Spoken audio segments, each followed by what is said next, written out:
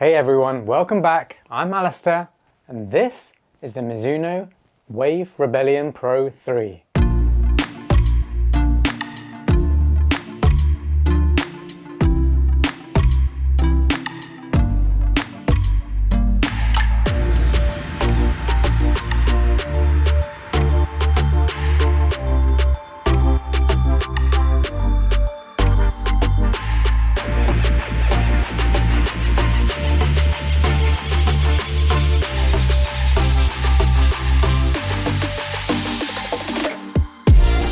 I'm pretty excited to be sharing my insights on this one. The Wave Rebellion Pro 3 really has a ride like no other right now. There are only a few race day super shoes recently that have kind of given me that feeling of something that I just can't get with any other shoe. The Wave Rebellion Pro 3 is really an incredible running shoe. It feels like no other and it propels you forward like no other. So this is a race day super shoe. It's got a carbon fiber plate. It's got an incredibly high stack height of over 6 centimeters at the highest point under the heel.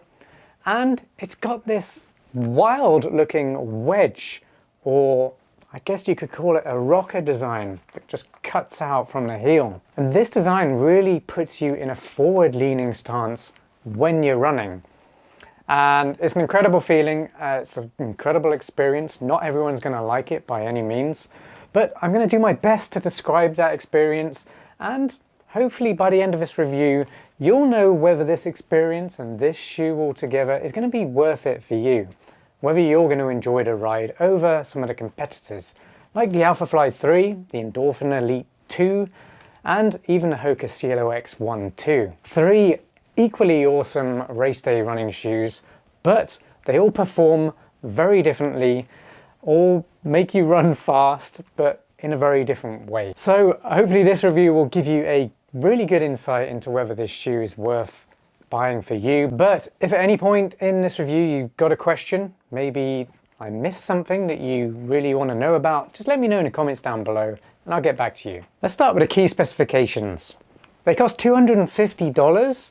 That's kind of on par with most of the other race day shoes right now, the top end ones. I will let you know by the end of this review if I believe they're worth that heavy price tag. They weigh 7.7 ounces or 217 grams. That's for a size US men's 9, my pair. They have a drop of 4 millimeters from heel to toe, and they have a stack height of 61 millimeters right about here and 57 millimeters under the forefoot. That's an incredibly high stack height, and I will let you know what that actually means for you and the performance that you're going to get on the run. The midsole is using Mizuno's ENERZY XP foam, which is incredibly bouncy. It compresses really well, but it also gives you a good amount of rebound or response. It also has a carbon fiber infused nylon plate which runs through the midsole. What that does is store energy when you flex the shoe, which is a stiff flex because it is a race day shoe. It stores that energy when you flex and then releases it on toe off, giving you more forward propulsion and better efficiency over longer distances. It has an engineered mesh, it's incredibly breathable and does conform to your feet pretty well. The outsole uses G3PU resin, and actually there's not a huge amount of traction padding or anything fancy going on this outsole, but actually the traction has been really good for me so far. When it comes to sizing and fit, it does run true to size, but you'll probably notice there is a little bit more space in there, and I think that's designed to be there. Just gives your feet a little bit more airy room or toe wiggle room to give it a more comfortable ride if you are running long marathons in these shoes. So there is quite a bit of space in there, but it's supposed to be there. And I would say the width is a medium width, but if you do have a little bit more extra volume in your feet, then these should fit you well too. With that said, go with your usual sizing and you should be happy with that. And the upper does conform to your feet really well, so the fit is really comfortable, even though it's very thin upper. And because it's very thin, there's a lot of holes in the mesh, giving you really good breathability on the run as well. If you're enjoying this review, please give the video a like, share it with a friend, and please comment on this video. It really helps me and my channel when you do that, and it's really nice to know you're watching, you're engaged, and you're enjoying the content. I'm a real person, so just say hi, introduce yourself, let me know where you're from, what kind of running you like to do, or just ask me a question. If you do one good thing today, drop a comment down below. And be sure to subscribe to my channel for more running shoe reviews just like this one, and hit that notification bell to be notified as soon as new videos drop. That way you'll always be up to date with the best running shoe advice on the internet. Right, straight into the performance review, my favorite part of every shoe review. I'm gonna start by talking about this right here. This almost ridiculous looking midsole, which provides an incredible ride, and a ride that really is like no other race day super shoe out there right now. Now, there are lots of different race day shoes that I really like right now. To name a few would be the Nike Alphafly 3, the Hoka Cielo X1 2, and the Saucony Endorphin Elite 2. Three absolutely incredible super shoes right now.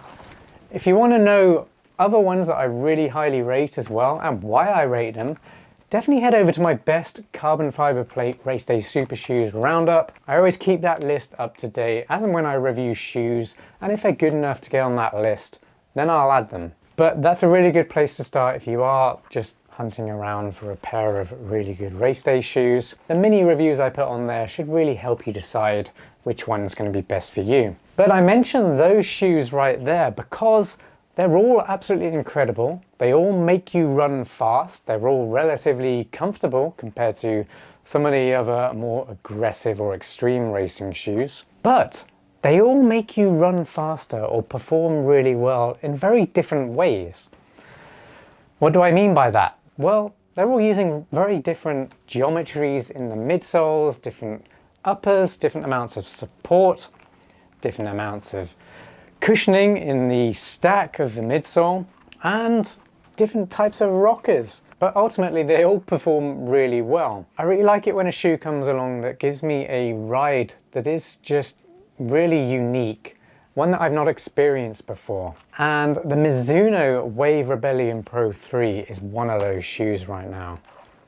It's not going to be for everyone, and I'll explain why shortly. I've got to call out this midsole because it is totally unique, and it actually works really well for the right runner. Because there's this wedge that kind of happens just past the midfoot region of the shoe, it kind of forces you to land in this region.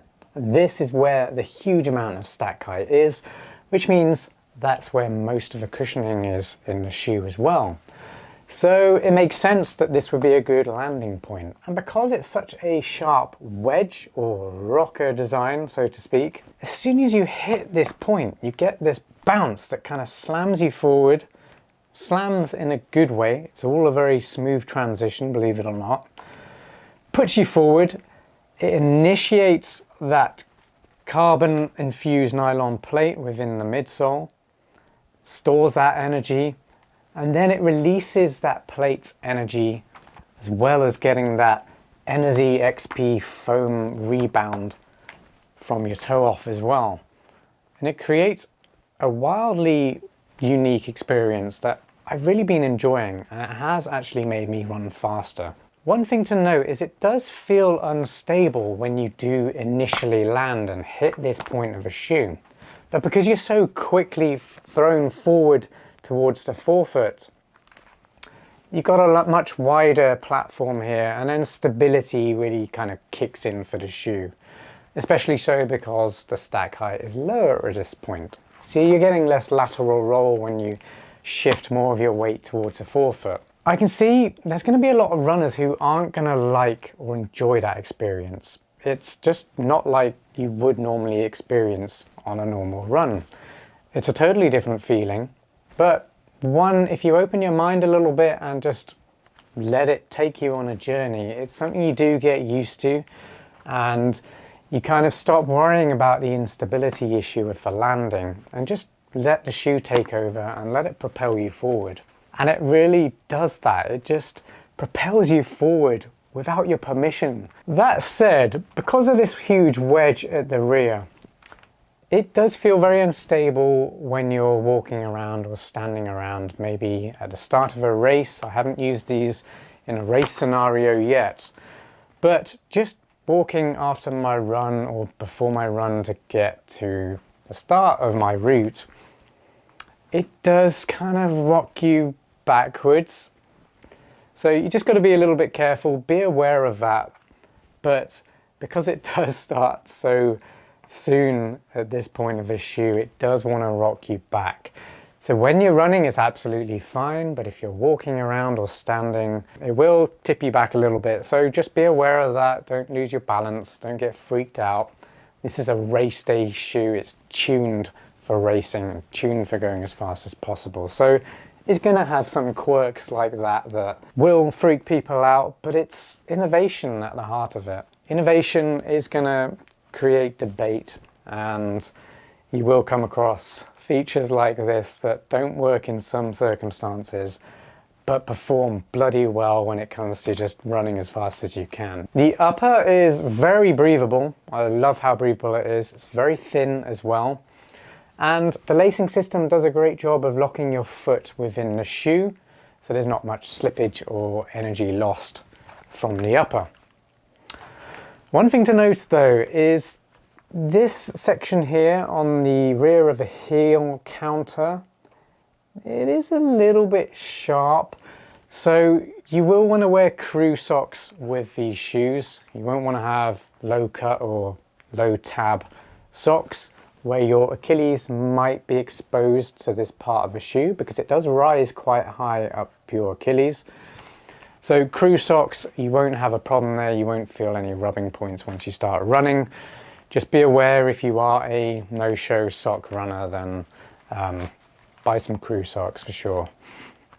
Also, the tongue is a little bit short for me. It's very thin as well. So you do feel the laces a little bit here at the top, on top of your foot.